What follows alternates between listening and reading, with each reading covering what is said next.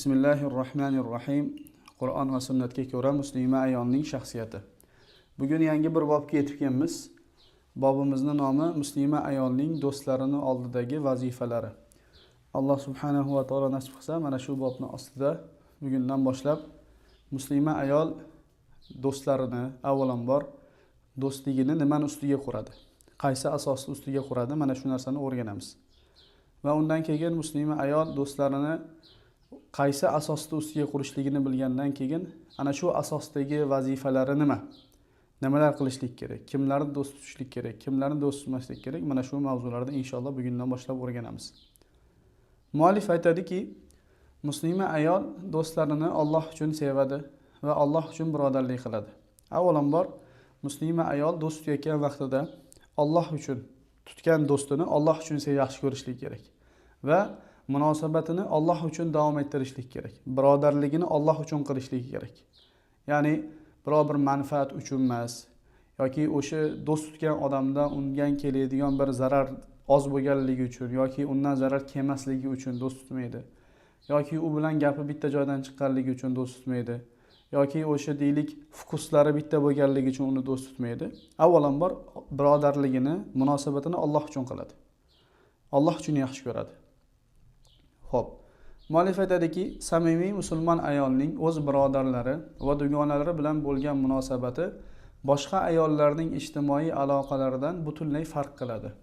Ya'ni muslima ayol birodarlari yoki dugonalari bilan bo'lgan munosabatida boshqa ayollarni aloqalaridan mana bu muslima ayolning aloqasi do'stligi tamomiyla farq qiladi. Ya'ni boshqa mushrik bo'lgan, johil bo'lgan ayollar dugonalarini Alloh uchun emas, manfaat uchun yaxshi ko'radi. Birodarligini Alloh uchun qilmaydi. Oldin aytganimizdek, o'sha gaplari bitta joydan chiqadi yoki yaxshi ko'radigan narsalari bitta. Yoki u ham misol tozalikni yaxshi ko'radi, bu ham tozalikni yaxshi ko'radi. U ham misol uchun yaxshi ko'radigan, misol boradigan joylari, o'ynab yuradigan joylari bir xil, buniki ham bir xil, shuning uchun do'st bo'ladi, shuning uchun yaxshi ko'radi. Fokuslari bir xil, bitta markadan kiyinishni yaxshi ko'rishadi, yoki bitta o'sha bir xil bo'lgan parfumeriyalarda yoki makiyajlanib yaxshi ko'rishadi. Shuning uchun do'st bo'ladi. Yoki kimdir misol uchun yomonlikni, misol gunohni yaxshi ko'radi. Solih bir do'st tutadigan bo'lsa, bu solih do'sti uni gunohiga olib borishlikka yordamchi bo'lmaydi. Bilaksi uni to'xtatadi. Lekin bir birodari borki, o'ziga o'xshaydi. O'ziga o'xshaydi misol uchun. Yomon narsalarni, ko'p lag'ov narsalarni yaxshi ko'radi. U ham lag'ov narsalarni yaxshi ko'radi. Shuning uchun muallif bu yerda aytayaptiki, samimiy musulmon ayolni, muslima ayolni o'z birodarlari va dugonalari bilan bo'lgan munosabat boshqa ayollarning ijtimoiy munosabatlaridan, aloqalaridan butunlay farq qiladi. Ya'ni muslima ayol munosabatini, do'stligini oldin aytganimizdek Alloh uchun quradi. Muallif aytadiki, musulmon ayol o'z munosabatlarini Alloh uchun birodarlik asosi ustiga quradi. Ya'ni Alloh uchun yaxshi ko'radi muslima ayol. Alloh uchun do'st bo'ladi muslima ayol. Alloh uchun birodarlik asosi ustiga quradi har qanaqangi munosabatini.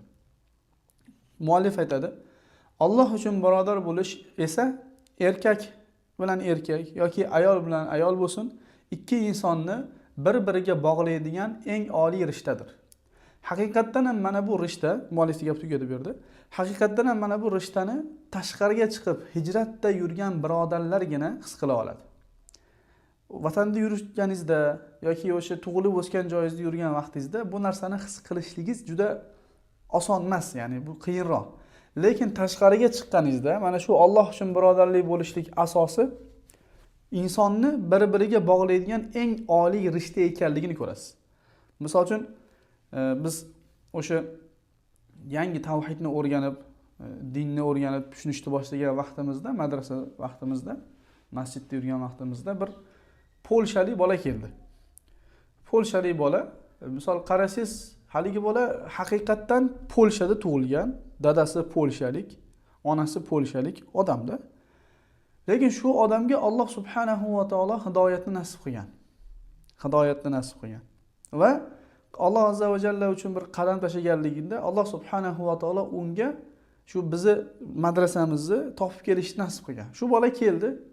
Qarasangiz, ya'ni biz buni bir marta ko'rganmiz. Ya'ni hayotimizda biz yonimizga kelganda endi ko'rishib, endi tanishishni boshladik. U ham bizni xuddi shunday. Lekin qarasangiz, subhanalloh, madrasada polshalik odam bor. Misol uchun deylik, yana bir Afrikadan kelgan odam bor. Ruslardan kelgan bir odam bor, o'zbeklardan bor, qirg'izlardan, tojiklardan misol uchun bor. Hayron qolasizki, ya'ni bularni bitta joyda ushlab turayotgan narsa nima? Bularni bittasi qoravoy, misol qora tanli, bittasi misol uchun qizil tanli, bittasi ko'zlari o'sha Xitoylarga o'xshaydi. Misol Uyg'urlar bor. Hammasini lekin ushlab turayotgan narsa nima? Ushlab turayotgan narsa o'sha yerdagi mana bu muallif aytayotgan Alloh uchun birodarlik bo'lish, o'sha ikki insonni bir-biriga bog'laydigan eng oliy rishta. Lekin qarasangiz, misol odamlar ishlarning ustiga do'stlik quradi, lekin bu tugaydi. Haqiqatdan-da. Mesela bir odam biznesini qo'ygan o'rtaga, u ham pul qo'ygan misol uchun. Nima qiladi? Do'stligi mana shu biznes davom etguncha davom etadi. Kimdir yana deylik tijorat boshlagan, misol mashina olib sotadi. Buni do'stligi tijoratning ustiga qurilgan. Qachongacha davom etadi? O'sha tijorat tugagungacha davom etadi. Lekin haqiqiy Alloh uchun do'st bo'lishlik na irq tanlaydi, na til tanlaydi. Bo'lmasaligi polshalik bola arabchadan boshqa tilda, arabchani ham zo'rg'a bilardi, yaxshi bilmasdi. Arabchadan boshqa tilda umuman bilmaydi. Lekin iymon ishora bilan biz qancha yashadik shu bola bilan. Shunaqa, ya'ni bu muallif aytayotgandek, Alloh uchun birodarlik bo'lishlik, erkak bo'lsin, ayol bo'lsin, ikki insonni bir-biriga bog'laydigan eng oliy rishtadir. Eng oliy rishta. Muallif aytadiki, shubhasiz bu Alloh taoloning quyidagi oyat orqali barcha musulmonlarning o'rtasida qaror toptirishni iroda qilgan iymoniy bog'lanishdir. Ya'ni biz musulmon kishi iymonimizni bizni Alloh subhanahu va taolo taqozo qiladigan narsasi, birodarlarimizga qarshi bo'lgan narsa nima? Alloh uchun yaxshi ko'rishlik birodar. Chunki Alloh subhanahu va taolo oyat-i karimada aytadiki, innamal mu'minuna ikhwat. Shubhasizki, mu'minlar birodardir. Albatta mu'minlar birodardirlar. U qora tanli bo'ladimi, u qirg'iz bo'ladimi, u qozoq bo'ladimi, o'zbek bo'ladimi, arab bo'ladimi, yoki bir Bangladeshlik odam bo'ladimi, yoki Hindistondan kelgan bir odam bo'ladimi, farqi yo'q. Modomiki bizni bir joyda ushlab turayotgan narsa, uni da'vo qilayotgan narsasi, bizda ham da'vo qilayotgan narsamiz tavhidmi? Farqi yo'q. U odam qoravoy bo'lsin, u odam qizil tanli bo'lsin yoki qirg'iz, qozoq bo'lsin, farqi yo'q. Biz ajratmaymiz. Chunki Alloh subhanahu va taolo nima qilgan? Biz ustimizda qaror toptirishni iroda qilgan narsasi iymoniy bog'lanishlik. Iymoniy bog'lanishlik. Shuning uchun muallif aytdiki, samimiy musulmon ayolni o'z birodarlari va dugonalari bilan bo'lgan munosabati boshqa ayollarda ijtimoiy aloqalardan butunlay farq qiladi. Musulmon ayol bo'lsin, musulmon erkak bo'lsin, birodarlik va dugonalari bilan bo'ladigan munosabati boshqa ayollarda ijtimoiy aloqalardan butunlay farq qiladi. Musulmon ayolni yoki musulmon erkakni o'z munosabatlarini Alloh uchun birodarlik asosi ustiga quradi deyapti. Ya'ni biz Alloh uchun do'st bo'lamiz. Agar biz tijoratimiz uchun bir-birimizni yaxshi ko'rayotgan bo'lsak, ya'ni tijoratimiz uchun bir joyda bo'lib ahi qilib yurgan bo'lsak, yoki oldin aytganimizdek ayollar bir-birini o'sha fokusi bir joydan chiqqanligi uchun, shuning uchun uxti qilib yurgan bo'lsak, yoki kimlardir qanaqadir bir foydamiz bor, bizga manfaati tegib turadi yoki zarari tegmaydi, eng kamida u bilan yurganimizda ko'chada misol uchun sharmanda bo'lmaymiz. U bilan bir majlislarga, darslarga borganimizda bizni sharmanda qilib qo'ymaydi. Shuning uchun do'st bo'layotgan bo'lsak, bu o'sha muallif aytgandek boshqa ayollarda bu munosabati. Haqiqiy muslima ayol, haqiqiy musulmon erkak o'z munosabatlarini nima uchun qurar ekan? Alloh uchun birodarlik asosi ustiga qurar ekan. Alloh uchun birodarlik qilishlik ham bu oson narsa emas. Alloh uchun birodarlik qilish ham oson narsa emas. Chunki qalbga albatta shayton bir narsalar tashlaydi. Misol uchun kim Alloh uchun bir odamni yaxshi ko'radi? Haqiqiy biror bir manfaatni evaziga yaxshi ko'rmaydigan odam, haqiqatdan ham bir odamni yaxshi ko'radigan bo'lsa, dini uchun, Alloh subhanahu va taoloning diniga bo'lgan samimiyati uchun va mana buni yaxshi ko'rayotgan vaqtda biror bir dunyoviy oxiratdagi manfaat albatta kerak. Oxiratdagi manfaat bo'lganda odam Alloh uchun yaxshi ko'rgan bo'ladi. Dunyoviy biror bir manfaatni ko'zlamagan holatda oxiratdagi manfaatni ko'zlab inson bir odam bilan do'st bo'layotgan bo'lsa, mana shu inshaallohki Alloh uchun birodarlik qilgan bo'ladi. Muallif aytadiki, innamal mu'minuna ikhwa oyatini keltirgandan keyin sog'lom, doimiy va ishonchli munosabatlar ichida bir-birlarini Alloh uchun sevgan insonlarni ko'rishimiz g'ayri oddiy holat emasdir. Shubhasiz, Alloh uchun yaxshi ko'rishlik inson hayotidagi eng oliy, eng toza va beg'ubor sevgidir. Chunki bunday sevgi har qanday shaxsiy manfaat va dunyoviy g'oyadan uzoq, har turli shubha gumonlardan xoli bo'lgan shaffof tuyg'udir. Bu sevgi o'zining tiniqligi va ulug'ligini vahiy nuridan hamda payg'ambarlik bulog'idan oladi. Mana shu tufayli musulmon erkak va ayollar iymonning halovatini totishadi. Bu ularning top-toza sevgisidir. Ya'ni Alloh uchun bir-birini yaxshi ko'rgan odam iymonning halovatini topadi. Iymonni lazzatini, iymonni o'sha shirinligini topadi. Payg'ambarimiz sollallohu alayhi vasallam aytadiki, 3 narsa borki, agar kimda ular topiladigan bo'lsa, u iymonni halovatini, ya'ni iymonni lazzatini, iymonni totini topibdi deydi. Payg'ambarimiz sollallohu alayhi vasallam aytadiki, nima bular? Ya'ni qaysi narsalarki bir inson mana shu narsalarni o'zida jam qilsa, o'zida topsa, mana shu iymonni lazzatini his qiladi. Birinchisi, Allohni va rasulini boshqa har qanaqangi narsadan ko'proq yaxshi ko'rishlik. Mana shunaqa qila olgan odam iymonni lazzatini topa oladi. Alloh va rasulini boshqa har qanaqangi narsadan ko'ra ko'proq yaxshi ko'ra olgan odam iymonni lazzatini topa oladi. Iymonni halovatini topa oladi. Endi o'zimizga savol berishligimiz kerakki, biz haqiqatdan ham har narsadan ko'ra ko'proq Allohni va rasulini yaxshi ko'ra olyapmizmi yoki yo'qmi? Hammamiz da'vo qilamiz. Allohni yaxshi ko'ramiz, rasulini yaxshi ko'ramiz, ular uchun jonimizni beramiz, ota-onamiz ularga fido bo'lsin deb gapiramiz. Endi haqiqatdan ham biz o'zimizga bir savol berishimiz kerakki, Alloh va rasulini boshqa har qanaqangi narsadan ko'ra ko'proq yaxshi ko'ra olyapmizmi yoki yaxshi ko'ra olmayapmizmi? Buni odam o'ziga savol berishlik kerak. Agar mana shu narsaning javobi ha bo'lsa, biz demakki iymonni halovatini, lazzatini topibmiz. Albatta har bitta so'zni nimasi bor? Orqasidan keladigan bir isboti bor. Misol uchun oddiy bir ayolingiz bo'lsin, bolalaringiz bo'lsin, yoki ota-onamiz bo'lsin, hammamiz ayolimiz. Aytsakki ayolimizga men seni yaxshi ko'raman, xotin desak, har bitta odam aytadi yoki ayol o'zini eriga aytadi, men sizni yaxshi ko'raman dadasi deydi. Endi mana bu yaxshi ko'rishni orqasidan keladigan ba'zi bir amallar bormi? Bor.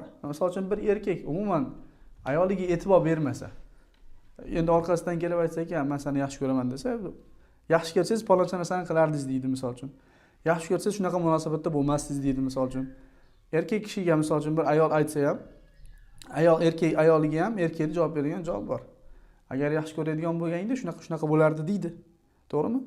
Xuddi shunday Alloh va rasulini boshqa har qanaqangi bir narsadan yaxshi ko'raman degan odam ham o'rtaga bir amal qo'yishlik kerak.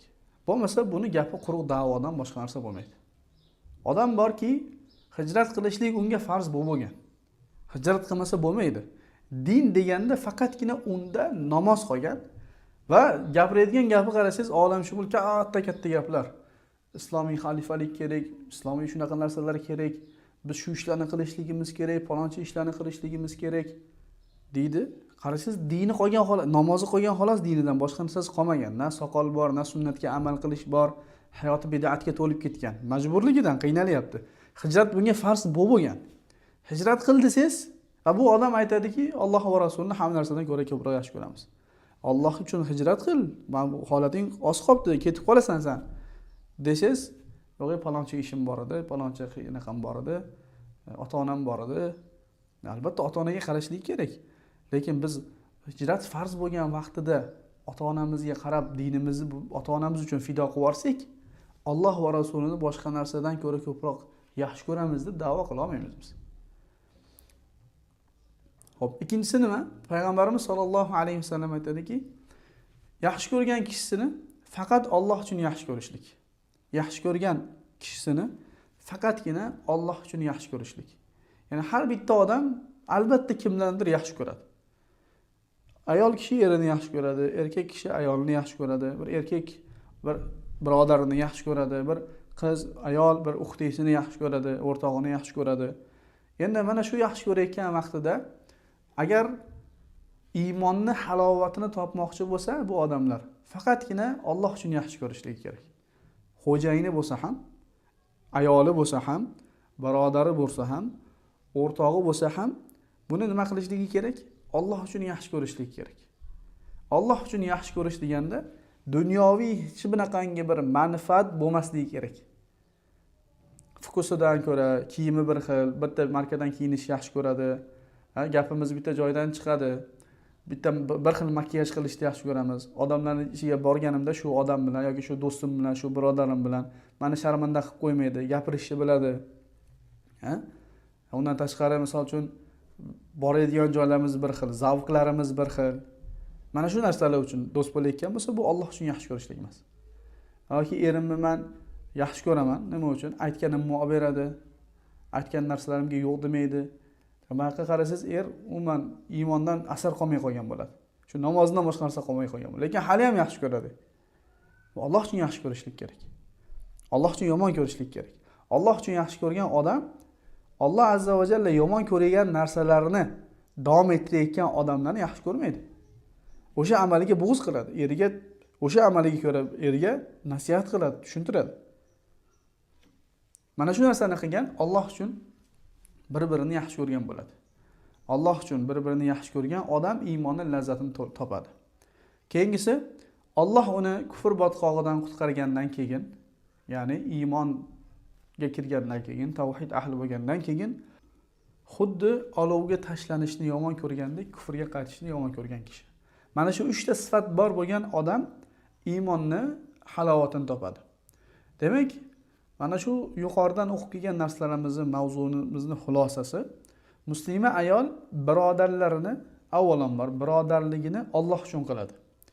Va mana bu birodarchilik qilayotganda uxtiylarini yoki o'rtoqlarini, musulmon erkak kishi axilarini yaxshi ko'rayotgan vaqtida Alloh uchun yaxshi ko'radi.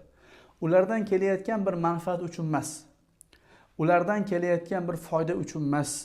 Yoki so'zimiz bitta joydan chiqyapti deyotgan narsalar uchun emas. Faqatgina Alloh uchun yaxshi ko'radi. Xo'p. Endi bir odam bir-birini, ikki kishi, ikki erkak, ikki ayol yoki er-xotin bir-birini Alloh uchun yaxshi ko'rgan vaqtida qanday martabaga erishadi? Deylik, bir musulmon kishi ayolini, musulmon ayol erini yoki bitta birodar yoki bitta uxti bir-birini Alloh uchun yaxshi ko'rdi. Haqiqatan biror bir manfaatni o'rtaga qo'ymadi. Yolg'iz Allohning roziligi uchun yaxshi ko'radi. Endi bular qanaqangi martabaga erishadi? Muallif bizga bu masalani tushuntiradi. Aytadiki, bir-birlarini Allohning rizosi uchun sevganlarni shon sharafini ulug'laydigan juda ko'p sahih rivoyatlar kelgan. Bu rivoyatlar ularning yuksak martabalarini, ulug' maqomlarini va insonlarning Robbisi bo'lmish Alloh subhanahu va taoloning huzurida jam bo'linadigan o'sha kunda Alloh taolo ularga tuhfa etadigan oliy sharafini tasvirlab beradi. Bir-birlarini Alloh uchun sevgan kimsalarga qiyomat kuni beriladigan sharaf, izzat va ikrom o'laroq Alloh taoloning mana shu xushxabari yetarli bo'ladi. Payg'ambarimiz sollallohu alayhi vasallam rivoyat qilgan hadis qudsiyda Alloh subhanahu va taolo aytadiki, mening jalolim uchun bir-birlarini sevganlar qayerda? Mening soyamdan boshqa hech qanday soya bo'lmagan bugungi kunda ularni o'z maxsus soyamda panohlantiraman deydi Alloh subhanahu va taolo. Demak, bu shunaqangi bir ulug' martaba, ulug' daraja. Kim agar birodarini Alloh uchun yaxshi ko'radigan bo'lsa, biror bir manfaat o'ylamasdan, yolg'iz Allohning roziligi uchun yaxshi ko'radigan bo'lsa, Alloh subhanahu va taolo hech qanaqangi bir soya bo'lmagan vaqtida, hamma o'sha qo'rqib, hatto payg'ambarlar ham nafsim deb turgan vaqtida Alloh azza va jalla nima qilar ekan? Alloh azza va jalla soya bo'lmagan vaqtda o'zini arshini soyasida soyalantirar ekan. Xo'p, muallif aytadiki, insonning boshqa dindosh birodariga nisbatan qalbidagi faqat Alloh rizosi ko'zlangan bu top-toza, sof va xolis tuyg'uga ega bo'lish haqiqatan ham erishish qiyin bo'lgan yuksak bir martabadir. Ya'ni mana bu narsa oson narsa emas. Ya'ni mana bu narsaga erishishlik uchun odam har doim nafsini tazkiya qilib turishligi kerak, nafsini kontrol qilib turishligi kerak, nafsiga qarab turishligi kerak. Bu har bitta ish, misol uchun boshlangan vaqtida Alloh uchun boshlanadi. Lekin shayton jim turmaydi-ku. Shayton albatta oraga bir narsalarni olib kiradi. Misol uchun mana bu hadislarni eshitib yoki o'qigan odamlar aytishligi mumkin, men bo'ldi, bundan keyin birodarimni Alloh uchun yaxshi ko'raman. Bu boshlang'ich Alloh uchun bo'lishligi mumkin. Lekin niyatni har doim nima qilish kerak? Tozalab turishlik kerak. Niyatni yangilab turishlik kerak. Ya'ni sahobalardan mashhur gap bor-ku, biz amal qilishdan charchamadik. Nimadan charchadik? Niyatlarimizni yangilashdan charchadik. Zotan har bitta amal boshlang'ichida hammasi Alloh uchun boshlanadi. Lekin oradan bir vaqt muddat o'tgandan keyin istar istamas oraga ba'zi bir hislar, ba'zi bir foydalar, manfaatlar kirib ketadi. Shuning uchun muallif aytayaptiki, mana bu narsani tutishlik oson emas. Buni kim qila oladi? Buni faqatgina muallif aytadiki, ko'ngillari poklangan, ruhlari tozalangan, dunyo va dunyodagi har bir narsa ko'zlarida oddiylashgan va shu sababli moddiy hayotning jozibadorligidan, shahvatlaridan, lazzatlardan uzoqlashib, Alloh huzuridagi doimiy ne'matni hamda undan ham buyukroq bo'lgan ilohiy rozilikni afzal ko'rgan kimsalargina erisha oladilar. Ya'ni bir odam mana bu narsaga erisha olishligi uchun nima qilishlik kerak? Avvalambor dunyo uni ko'zida oddiylashishlik kerak. Dunyoni jozibadorligidan, shahvatlaridan, lazzatlardan uzoqlasha olishlik kerak. Buni qila olishlik uchun ham nima qilishlik kerak? Alloh subhanahu va taoloning huzuridagi ne'matlarni inson eslashlik kerak. Misol Payg'ambarimiz sollallohu alayhi vasallam, Alloh subhanahu va taolo va Payg'ambarimiz sollallohu alayhi vasallam ham Qur'oni Karimda insonlarni jannatga qanday chaqirdi? Misol uchun eng qiyin amal jihod amali va eng afzal amal ham jihod amali. Buni qanday Alloh subhanahu va taolo bizga Qur'oni Karimda buyurdi? Misol uchun Ya ayyuhallazina amanu, ey iymon keltirganlar, hal adullukum ala tijaratin tunjikum min azabin alim. Sizlarga shunaqangi bir tijoratni ko'rsataymi, dalolat qilaymi? U tijoratki sizlardan nima qiladi? O'sha alamli bo'lgan azobdan uzoqlashtiradi. Qanaqangi bu amal? Tu'minuna billahi va rasulihi. Allohga va rasuliga iymon keltiramiz. Va tujahiduna va jihad qilamiz. Va tujahiduna fi sabilillahi bi amwalikum va anfusikum. Biz mollarimiz bilan, jonlarimiz bilan Allohning yo'lida jang qilamiz. Mollarimiz bilan, jonlarimiz bilan Allohning yo'lida jang qilamiz. Zalikum khayrul lakum in kuntum ta'lamun. Agar bilsanglar, mana shu sizlar uchun xayrliroqdir, yaxshiroqdir deyapti Alloh subhanahu va taolo. Keyin oyati davomida yaghfir lakum dhunubakum va yudkhilukum jannatin tajri min tahtiha al-anhar va masakin tayyibatan fi jannatin 'adn. Mana shunaqangi tarzda Alloh subhanahu va taolo nima qilyapti? Eng qiyin bo'lgan amallarni, jihod amali, inson jonni berib olishlik oson emas. Shunaqangi bir fazilatini bizga tushuntiryapti. Ya'ni biz Alloh uchun jihod qilganimizda bizni qo'limizga nima kiradi? Mana shuni haqiqiy holatda his qila olgan odam moli bilan, joni bilan Alloh uchun jihod qila oladi va jihod qilishi oson bo'ladi. Endi xuddi shunday, mana bu masalada ham bu martabaga yeta oladigan odamlar qanday odamlar? Allohning ne'matini dunyo ne'matlaridan ustun ko'rgan odamlar. Allohning ne'matini, Allohning roziligini boshqa insonlarning roziligidan ustun ko'rgan odamlargina mana bu narsani qila oladi. Mana shu martabaga yetisha oladi. Payg'ambarimiz sollallohu alayhi vasallam buni Muaz radhiyallohu anhu rivoyat qilgan ekan. Aytadiki, Rasululloh sollallohu alayhi vasallamni Muaz radhiyallohu anhu aytadi, shunday deganlarni eshitdim. Alloh azza va jalla aytadiki, meni jalolim uchun bir-birini sevganlarga nurdan bo'lgan minbarlar beriladi. Payg'ambarlar, shahidlar ham ularga havas bilan qaraydilar deydi Payg'ambarimiz sollallohu alayhi vasallam. Demak, Alloh subhanahu va taolo uchun biz bir-birimizni yaxshi ko'rgan vaqtimizda Alloh subhanahu va taolo bizga nurdan bo'lgan minbarlar berar ekan. Hatto payg'ambarlar, shahidlar ham ana shu vaqtda bizga havas qilishar ekan. Subhanalloh. Bu qanaqangi bir ulug' daraja. Qanaqangi bir ulug' daraja. Shuning uchun musulmon dunyo manfaatlari uchun do'st qilmaslik kerak. Bu bir joyda tugaydi. Tijorat tugaganda u do'stlik tugaydi. Fokuslar o'zgarganda u do'stlik tugaydi. O'sha bir-birini zavqlari, inson bir xil zavqda davom etmaydi. Yosh katta bo'lgungacha zavqlari ham o'zgaradi. Zavqlar o'zgarganda do'stlik ham o'zgaradi. Bir joydan bitta markadan kiyinish misol uchun o'zgarganda do'stlik ham tugaydi. Lekin Alloh uchun do'st bo'lganlar oxiratda ham davom etadi. Va uni mukofoti boshqa. Hatto payg'ambarlar ham, shahidlar ham havas qiladigan nurdan bo'lgan minbarlarda Alloh subhanahu va taolo berar ekan. Haqiqatan ham ularni darajasiga yetishlikda Alloh subhanahu va taolo bizlarga nasib qilsin. Abu Hurayra radhiyallohu anhu dan Imom Muslim rivoyat qilgan hadisda Payg'ambarimiz sollallohu alayhi vasallam aytadiki, bir kishi boshqa bir qishloqda yashaydigan, dindosh bo'lgan birodarini ziyorat qilishlik uchun yo'lga chiqdi.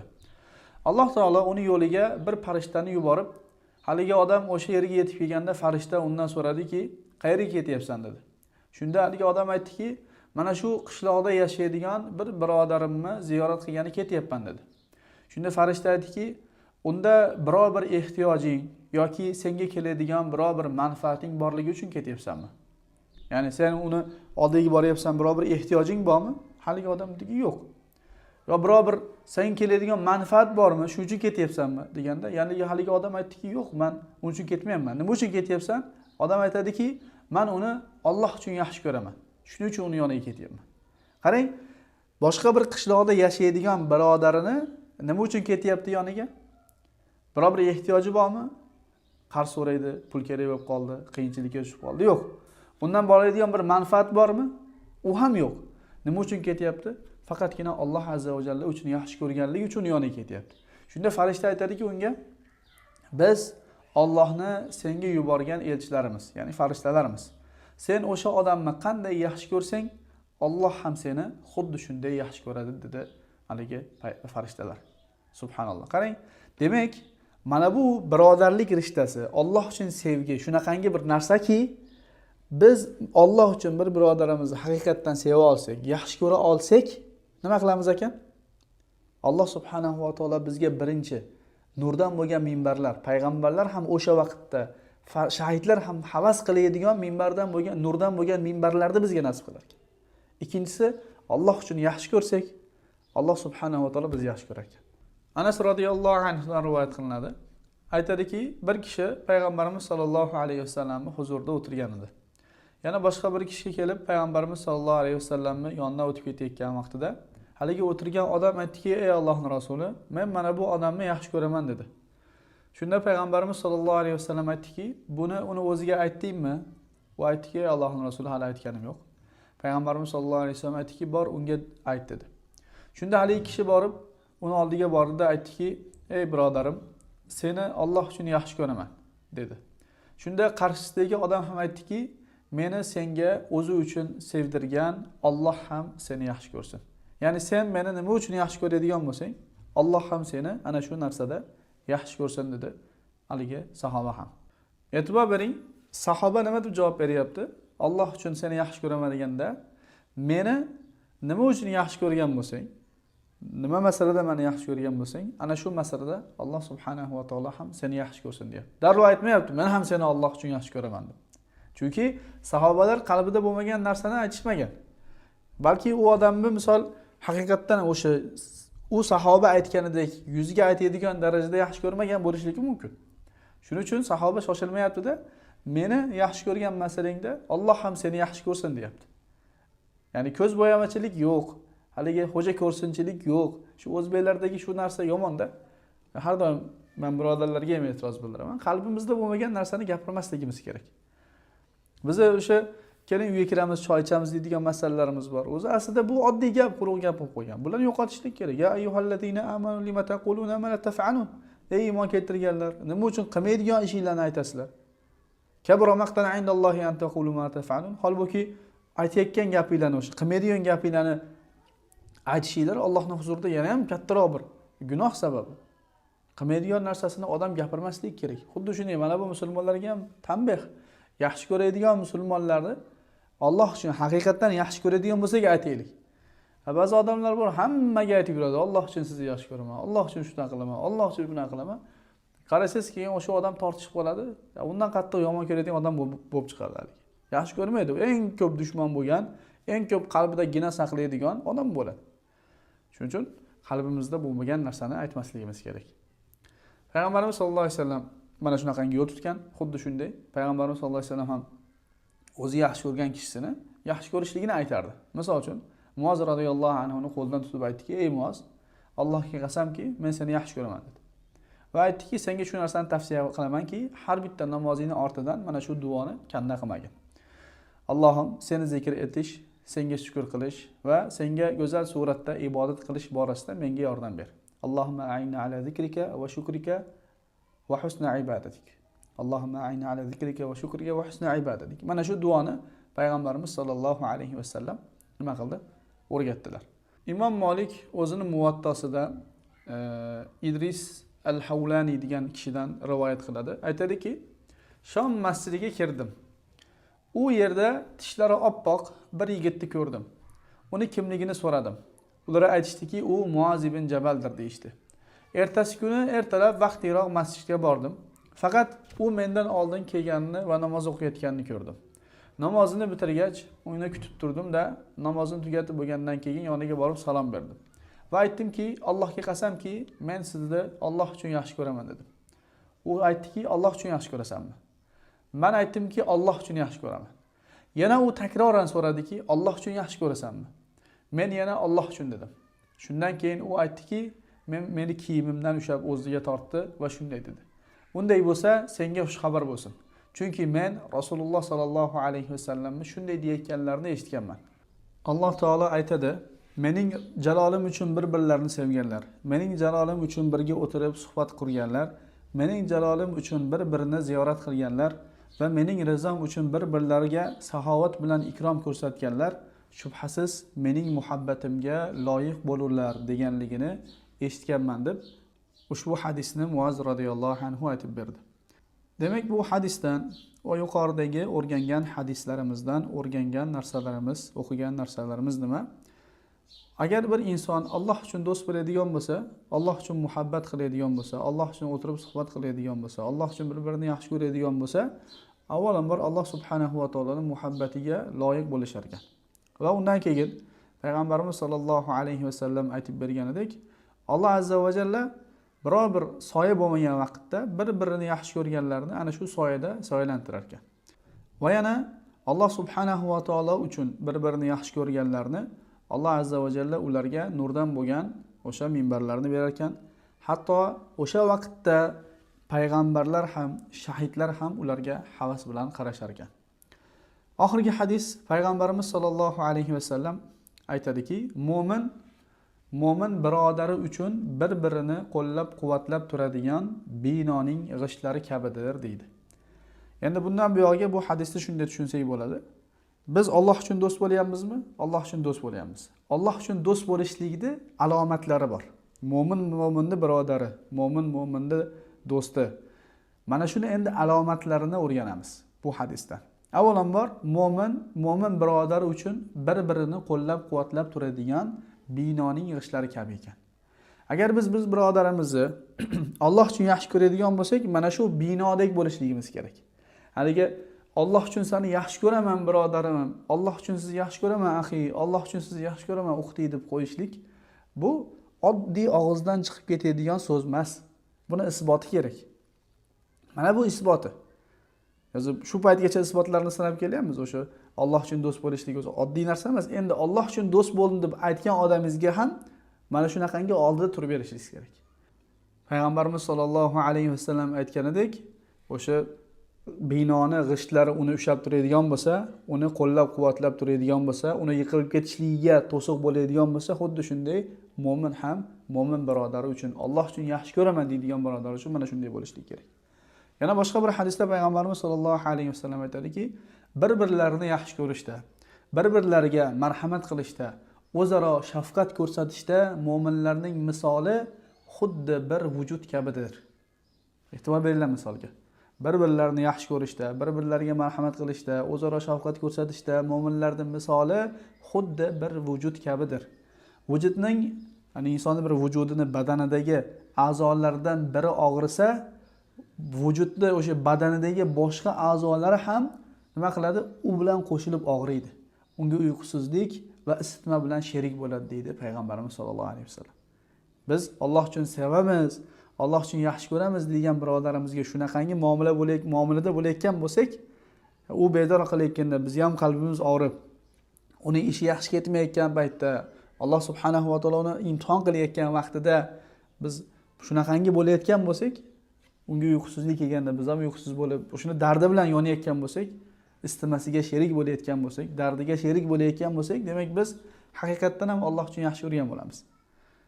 Haqiqatdan ham Alloh uchun yaxshi ko'rgan bo'lamiz. Yo'q, ularning ishi bizga nima deb yurgan bo'lsak, duo qilmayotgan bo'lsak, qo'limizdan moddiy yordam kelmayapti, eng kamida ma'naviy duo qilmayotgan bo'lsak, biz bekordan o'sha axi, men seni Alloh uchun yaxshi ko'ryapman, uxti men sizni Alloh uchun yaxshi ko'ryapman deyotganimiz bu bekor gap bo'ladi xolos. Shuning uchun payg'ambarimiz sollallohu alayhi vasallam aytibdiki, vujudda a'zolardan biri og'risa, boshqa a'zolari ham unga qo'shiladi. Unga qo'shilib uyqusizlik bo'ladi, unga qo'shilib isitma bo'ladi. Misol uchun bir odamning tishi og'rib tursa, na dars aqliga keladi, misol uchun Qur'on yodlashlik aqliga keladi, na takror aqliga keladi, to'g'rimi? Tish, oddiy tish. Men tishim og'riyapti-ku, men ham toza, men yodlab ketaveraman deya olmaydi odam. Misol qorni og'rib turadigan bo'lsa bir odamni, bu odamga na ayoli sig'adi qalbiga, na bir dars sig'adi, to'g'rimi? Dardi butun o'sha miyasini, qo'lini, oyog'ini, hamma dardi nima bo'ladi? Shu qorinda bo'ladi. Shu qorinni og'rib ketsaki, biz ham maza qilsak, bemalol bo'lsak deydi. Musulmon kishi ham shunaqa bo'lishlik kerak. Alloh uchun yaxshi ko'raman degan birodarini, o'xrisini Alloh uchun haqiqatdan yaxshi ko'rishlik kerak. Alloh alam, mana shu yerda to'xtamiz. Va oxiru da'vana alhamdulillahi robbil alamin.